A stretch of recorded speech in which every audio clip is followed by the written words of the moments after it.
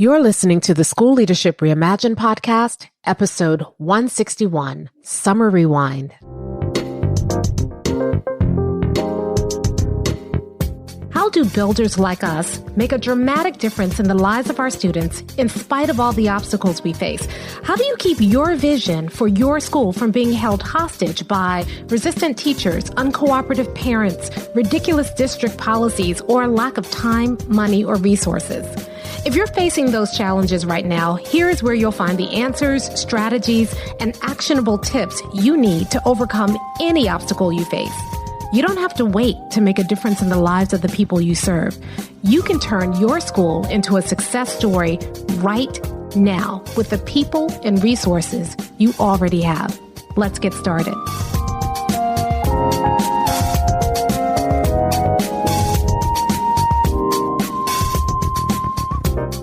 Hey builders, welcome to another episode of the School Leadership Reimagined podcast. I'm your host, Robyn Jackson, and today we are continuing our Summer Rewind series by rewinding all the way back to episode 84. In that episode, I talk about some of the best advice I've ever received, and it's something that I still go back to time and time again, and that's this: success is boring. You see, when we are trying to create something, the temptation is that we need to do all the things in order to make something happen. I mean, that's the way we were trained as leaders, right? That every year we have to kind of add something new, a new program, a new approach, a new strategy. And we keep piling things on. And then we wonder why we're so overwhelmed and why our teachers are so overwhelmed as well. Well, when you become a builder, things get a lot simpler because instead of writing school improvement plans that add on some new program, some new strategy, some technique, some new approach every single year, you rely on that buildership model and you focus on just four things. Do we have clarity of purpose and are we aligned to that? Do we have committed people and are we nurturing that commitment, their will and skill to be able to do the job? Are we building our competence and then are we protecting our confidence? Those four things, that's all you need to do to reach your goal for 100% of your students. And so I wanted to rewind back to this episode now during the summer because I want, as you're thinking about your plans for the summer, for you to look at all the stuff you're trying to do and then cut out most of it. You don't need it. Keep things simple because if you truly want to see success, you're going to have to do some of the boring stuff, but you're going to do it over and over and over again, and you're going to get better and better and better at it until you reach your goal. Now, speaking of reaching your goals, I do want to remind you that our last beta cohort for Buildership University is opening up at the end of the month. The beta cohort is a cohort that goes through Buildership University. You get all of the advantages of Buildership University, but because we're putting the final touches on the program before we release it later on this summer, you get in early. And because you get in early and because you're experiencing a few of the last tweaks, you get in at a special price. That's right. The beta price is very different from the final tuition of Buildership University, but you can get in at that special price. And it's kind of, consider it our part in our dust kind of pricing. And the last opportunity to do that is happening right now. So if you want to join the beta cohort, you want to go to buildershipuniversity.com and join Buildership University. If you see the wait list there, don't worry, then just join the wait list. And as soon as the beta cohort opens up, you'll be notified and you want to take advantage of that. The nice thing about being in the beta cohort is you get everything that Buildership University is now, and you get to experience all of the upgrades, and you lock in at that beta pricing for life. So if you've been putting off Buildership University thinking, I'll join later, you certainly can. And you can join at whatever the investment is for whatever it is you join. But if you want to really lock in the beta pricing and get in early and get started right away, you need to go to buildershipuniversity.com and join right now. This is the last one. All right, let's jump in and listen to episode 84, Success is Boring. Let's talk about this idea that success is boring. Earlier this year, I was asked to speak to a group of teachers, and they really wanted to talk about how to maintain rigor in a virtual learning environment. And so that was my focus, because rigor works whether you're virtual or face-to-face. I don't really like to waste time on tricks and strategies that only work in one place. I want tricks and strategies. Well, I don't really want tricks and strategies at all. I really invest in principles that are situation agnostic, because once you invest in that principle, you can take it wherever you go. You can use it. It will apply. It will help you wherever you go. So I prepared my presentation for the teachers, and I was talking about the principle of rigor and why it's important and how to create a rigorous learning environment no matter what situation you find yourself in. And all the teachers wanted was, I need a software a program to help me make my virtual classroom flashy and interesting, or I need help setting up my Bitmoji classroom, or do you know any software that is great for science? They wanted the tricks. They wanted the bells and whistles, and they didn't want to talk about what makes something rigorous. What they wanted was, give me 100 different websites I can go to find something cool, because I don't know another way to engage my students. And I had to tell them that you can do all of that, but if you don't lay the foundation here first, those things are going to wear off in a month. Yeah, the kids may love it right now. Yeah, it may be fun right now. But in a couple of weeks, they're going to get used to it. And if there's nothing undergirding that, if there's no real rigorous learning happening in that Bitmoji classroom, or with that great website, or with your Flipgrid, or all the other things that they were kind of interested in, if there's not that foundation of rigor, then that stuff gets old and stale very quickly. And then what? What are you left with? I got really frustrated because I think that a lot of people are always looking for the flashy thing, the cool thing, the latest thing. A lot of times when I'm talking to clients and they want me to go do a keynote, or they want me to do a one-day training, and I'm asking them, what will success look like? And they're saying, well, give people something new, something they haven't heard before. And I'm thinking, no, I don't do that. I don't think it's even good to invest in that. If you're always chasing the next shiny object, then you keep yourself on that school improvement hamster wheel. You're always working for the next cool thing. I see this happen all the time. And what I want to just kind of scream from the mountaintops is, those things are cool and they're flashy and they're fun, but they don't last. The things that make you successful are boring.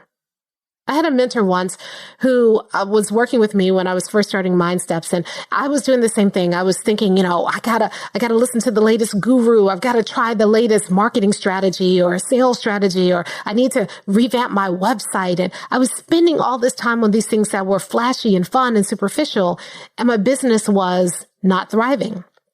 And my mentor said to me, Robyn, success is boring. You find something that works and you keep doing it. If you're looking for flashy, don't go into business. Success is boring. And, it took me back, because, what I thought was the fun part of business was doing these new innovative things. But now that I'm older and hopefully a little wiser, I think he makes a good point. Success is boring. The schools that I work with who end up writing their school story and turning their school into a success story, they do it in some really boring ways. People ask me, wow, those results are amazing. That's so exciting. And that is exciting, but how they got there, pretty boring. I've worked with principals who have taken their schools from the bottom of the district to the top of the district. I've worked at principals who have taken their students from, 10, 15% at proficient to 60, 70, 80% proficiency. I've worked with principals who have taken their schools from being an F school by their state grade rating to being an A school. And every single one of them followed a very predictable and very boring pattern. I've also worked with principals who said, they call me up and they say, yeah, I want you to work with our school. And last year we had this guru in and we're doing this program. I've worked with schools where they, have 11 to 15 different new initiatives happening all at once. And a year from now, they will all crash and burn because they're so busy chasing shining objects instead of just investing in what works. Success is boring. People talk to me and they say, I want to write a book. And then they do all this stuff and they never write the book. Why? Because writing a book is boring. Let me tell you, it's boring. The way that I can get a book done is I get up every morning when I'm writing a book and I spend an hour writing that book, whether I feel like it or not. And most days I don't feel like it. It's not something where you sit down and you start typing and you look at your hands and you say, these hands have been blessed by God. I am spewing wisdom on the page at every moment. Most days you are writing a lot of stuff that's just complete and utter trash. But you have to get the trash out the way in order to get to the gold. And unfortunately, that process is pretty boring. People ask me all the time, hey, how do I build a successful business? Do I need to get my business cards? And they spend all this time kind of picking out logos and colors and working on their website. That part is fun, but that's not a business. Once you have a website and cards, but you don't have customers, you don't have a business. How do I speak on stages? I want to do my keynote addresses. Well, the grind to get on those big stages, boring.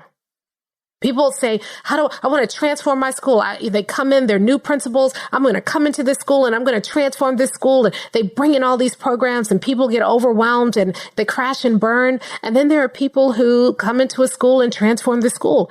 It's boring. I remember early in my career, when I first started Mind Steps, I was working with the school and they were in state takeover. So they had been consistently a failing school for 3 years or more.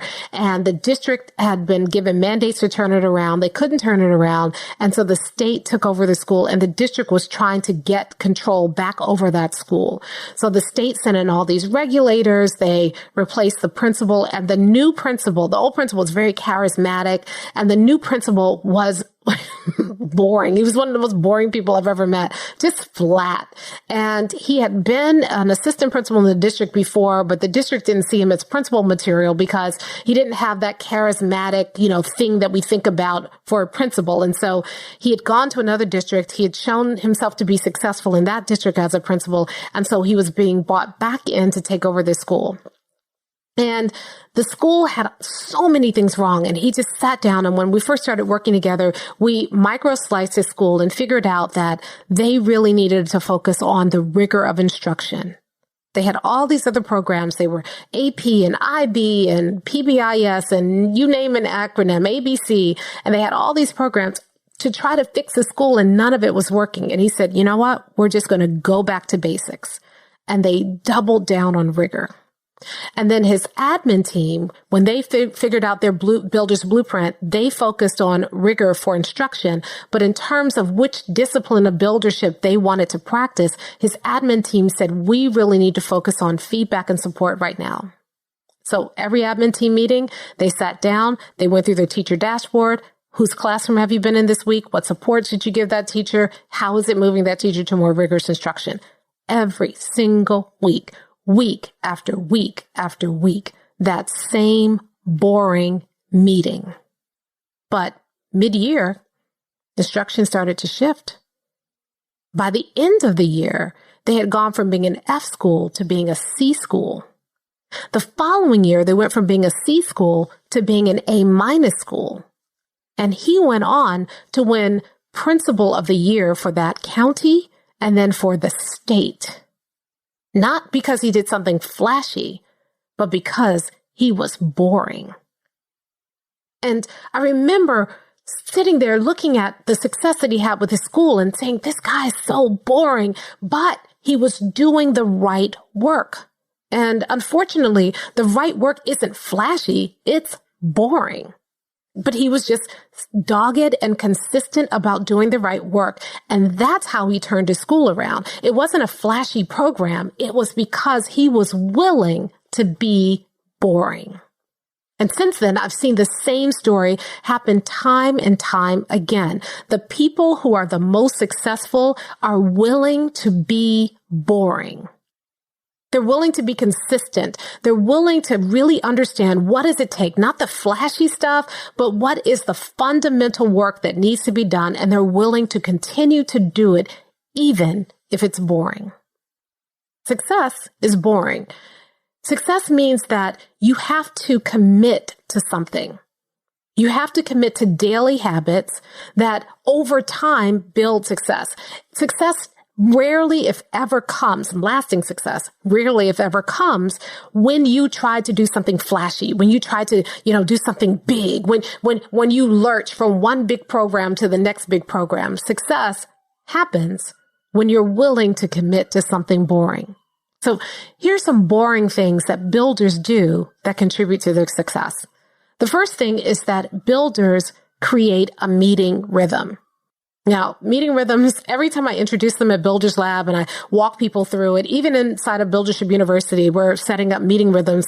And I feel like I have to apologize because, this is one of the most powerful things you can do for your school to make it successful. But every time I introduce it, people are, I start saying, okay, now what we're going to learn is something that is one of the most powerful tools you have in your arsenal as a builder. And then I follow that up with, it's your meeting rhythm. And you can just see people being so disappointed because they're expecting to hear something really cool. And I'm talking about the meeting rhythm. But let me tell you, when they put that meeting rhythm in place, I get emails or they show up at office hours and they're like, you know what? I trusted you and I did that meeting rhythm thing. I didn't want to, but let me tell you, that meeting rhythm is working. It's about committing every single week to meeting around your goals, not around anything else. A lot of times in meetings first of all, most of us hate meetings. And the reason we hate meetings is because they're very unproductive. But when you set up a meeting rhythm, the way we teach you to do at Builders Lab and at Buildership University, when you set that rhythm up, what it does is it keeps your focus consistently on achieving your goals. And it helps you make steady, consistent progress towards your goals. It helps keep you focused. I remember when I first learned the meeting rhythm, one of my mentors sat down and said, what's your meeting rhythm? And I said, well, we have a weekly meeting, but our weekly meeting was all over the place. Yeah, we met every single week, but we got nothing accomplished in those meetings. It was, a gripe session, or it made us feel better because we, had a 2-hour meeting every week. And we ended up talking about a lot of challenges. We never solved them. We didn't plan. It was not a good meeting. So we set up a meeting rhythm that was focused on helping us achieve our 90-day goals. And when we did that, it changed everything for us. It literally changed everything. It helped us all to stay more accountable to our goals. We didn't just set a goal we were used to kind of setting quarterly goals. And so we'd set a goal at the beginning of the 90-day period. And then we barely talked about it. And then at the end of the 90-day period, we say, okay, how did we do? Did we reach our goal? That doesn't work. And a lot of us are doing that right now. But when you have a meeting rhythm that is so boring in its regularity, it forces you to stay focused on your goals. And every single week, we set up this new meeting agenda that forced us to prioritize what challenges we were facing and solve those challenges every single week. So all of a sudden, just by having this meeting rhythm with the weekly meeting, we were solving problems quickly before they blew up in our faces. We were seeing so much more momentum. And then we added the daily meeting. We call it the daily stand-up, or the DSU. We meet every day to say, okay, we made this commitment at our weekly meeting. What did we do today that moved us toward the commitments that we made at our weekly meeting? And again, that kept us from getting distracted. It helped me as the one in charge to kind of understand what everybody else was doing and to make sure people were doing the right work without having to chase and check and correct them. It made sure that other people who might have slacked off, they know they're going to be meeting every day. They have to show up. They have to talk about what they're doing. So it helped keep everybody motivated and active. And we just, the first 90-day period that we started this meeting rhythm, we had set these really ambitious goals. We weren't even confident we were going to achieve them, and we exceeded them in 90 days. And we started hitting benchmark after benchmark and goal after goal. And we started removing obstacle after obstacle and created this incredible momentum that transformed our organization. And I see the same thing happening in schools that we work with. If they commit to that meeting rhythm, as boring as it is, they get this momentum. They start eliminating challenges. They start hitting their goals and their benchmarks. They have a tightly knit team. Everybody's more accountable. The benefits aren't boring. The process is. Here's another one that is something that's really boring, but leads to huge success. Sitting down and spending time microslicing your school, creating a builder's blueprint. I used to say, oh, this is the most boring part of Builder's Lab. And it's also the hardest part of Builder's Lab. But you do that work, you walk out with a blueprint for exactly how you're going to achieve your goals. You stick to that blueprint, you will achieve your goals. I want to talk about something else that's boring. It's data. Well, data, the way that we typically do it as leaders is not only boring, it's excruciating. So we don't do data. Builders, we don't do data the way that leaders do data. What we do as builders, instead of weeding through all of the data, we connect our data to our blueprint. We create something called a data scorecard. And I just said data scorecard. I know some of you fell asleep just by saying it, but remember, success is boring. So what the data scorecard does is that it identifies 1 to 2 leading indicators and 1 to 2 lagging indicators that we're going to track every single week. So a leading indicator is really about what behaviors do we commit to doing consistently that we believe if we do these things consistently will lead to an outcome. And that's your lagging indicator. So a leading indicator might be like every week we're going to get into, as a leadership team, we're going to get into 15 classrooms and have meaningful conversations with teachers about instruction. Or it may be that every week, our teachers are going to have, every single student is going to receive a check-in call from one adult in our building. Or every single week, we are going to sit down as a PLC and we are going to talk about 20 students that we share in common and figure out where they are and what we need to do to get them to their goal. And we're going to rotate that list every single week until we go through our entire team. And we're going to do that twice each semester. And so what you're doing is you're tracking, are we doing that every week? Or are we doing this every day? Are we getting into those classrooms? Are we talking about those students? Are we looking at those benchmark assessments? And so you track your leading indicators with the idea that if we do that every single week, we should expect this outcome. And so then you start to say, we're doing this every single week. Are we starting to see this outcome? So you create a one-sheeter data scorecard, and that scorecard becomes a part of your weekly meeting. And every single week, you're looking at those numbers. Now, boring as heck, but when you do that, it keeps you focused on the activities that are going to give you the biggest bang for your buck down the line. It helps you not just set a goal, but commit to doing the work to achieving that goal. Remember, success is boring, but I'm going to tell you what, when you do that and you start seeing you hitting those benchmarks, you start seeing yourself changing that data, you start seeing yourself changing outcomes for kids, that's not boring. Now, the work to get there, boring, but the outcome, not boring, if we commit to it. You see, we get so distracted. And a lot of times it's not the technique that's the problem. The problem is we get so bored with the technique that we don't see it through. I bet if I asked you, most of you know in your heart fundamentally what needs to happen in order to move your school forward. But can you commit to enduring the boredom of the work until you see the results? And most of us can't. Most of us give up too soon. We get distracted. It drives me nuts when I am working with a school and they are lurching from one thing to the next. And every time I talk to them, they're saying, oh, we're trying this new thing. And I have to say, I have to really watch myself because I almost kind of I get so annoyed that I get cranky about it. So I have to be careful about it. But I want to just kind of shake people and say, stop it. Don't get caught up in the shiny objects. Success is boring. I wish, in my role that I could walk in and give you some sort of flashy solution and, say, oh, here's the magical solution, jump around 3 times and say googly boogly and you'll see magic happen in your school. I wish that I had something like that.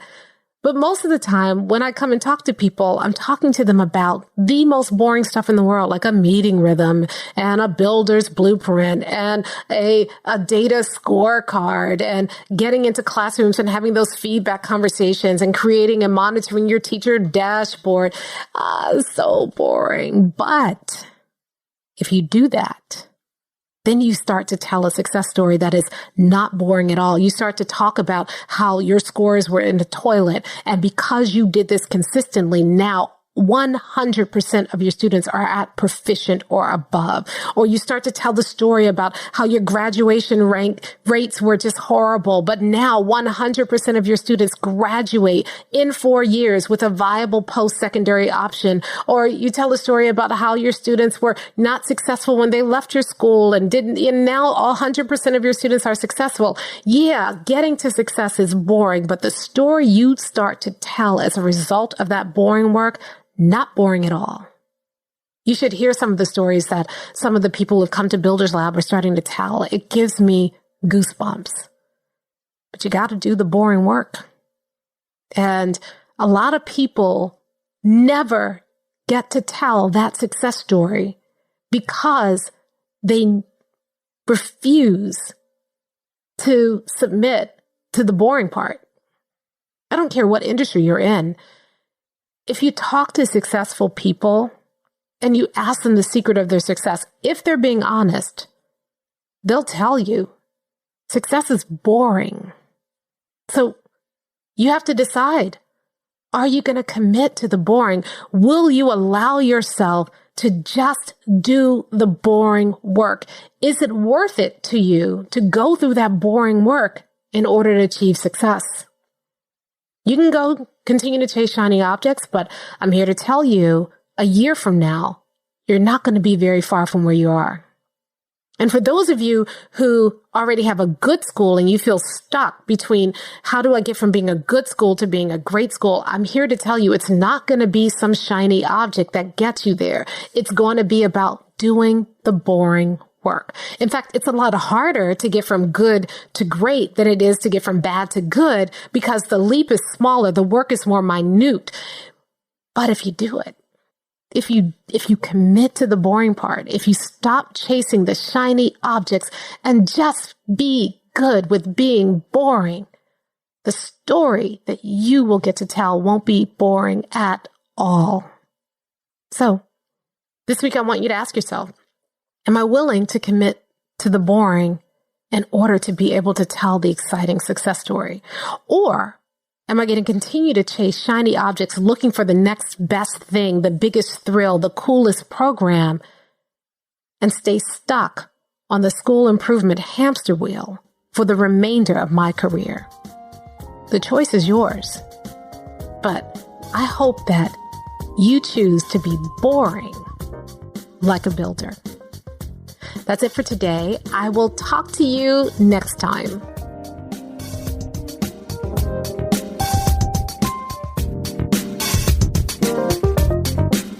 Hey, if you're ready to get started being a builder right away, then I want to invite you to join us at Buildership University.